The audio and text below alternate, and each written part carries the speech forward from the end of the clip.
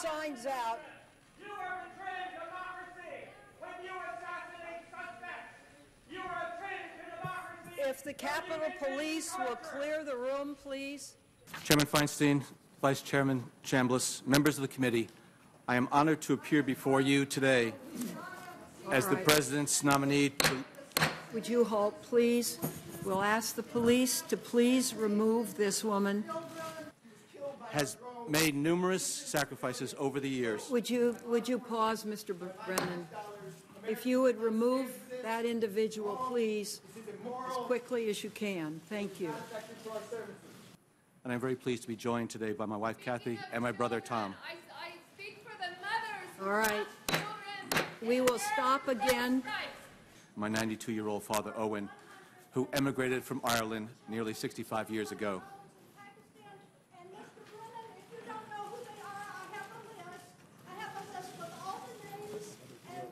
All right. We're going to halt the hearing. I'm going to ask that the room be cleared and that the Code Pink associates not be permitted to come back in. Done this 5 times now, and 5 times are enough. I'd like to ask you about the status of the administration's efforts to institutionalize rules and procedures for the conduct of drone strikes.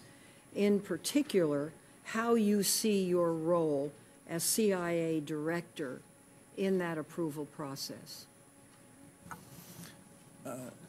Chairman, as this committee knows, and I'm sure wants to continue to protect certain covert action activities. But let me talk generally about the counterterrorism program and the role of CIA and this effort to try to institutionalize and to ensure we have as rigorous a process as possible, that we feel that we're taking the appropriate actions at the appropriate time. The President has insisted that any actions we take will be legally grounded, will be thoroughly anchored in intelligence, will have the appropriate review process, approval process, before any action is contemplated, including those actions that might involve the use of lethal force. The different parts of the government that are involved in this process are involved in the interagency, and my role as the President's counterterrorism advisor was to help to orchestrate this effort over the past 4 years to ensure, again, that any actions we take fully comport with our law and meet the standards that I think this committee and the American people expect of us as far as taking the actions we need to protect the American people, but at the same time ensuring that we do everything possible before we need to resort to lethal force. In a November 2007 interview, you said that information from the interrogation techniques, quote, saved lives, close quote. But you also say that CIA should be out of the detention business. The main benefit that I saw in CIA's program was the ability to hold and question individuals about whom there was significant intelligence that they were terrorists, but not necessarily evidence that could be used in a court of law. Your view seems to be that even if we could save American lives by detaining more terrorists using only traditional techniques, it would be better to kill them with a drone or let them go free rather than detain them. Can you explain the logic in that argument? I respectfully disagree, Senator.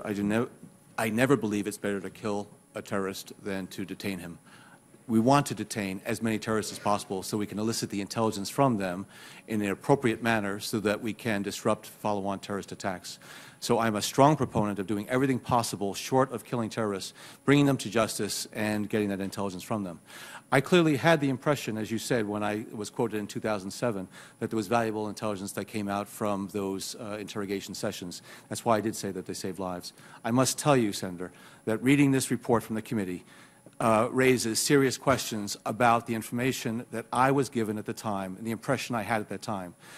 Now I have to determine what, based on that information as well as what CIA says, what the truth is. And at this point, Senator, I do not know what the truth is.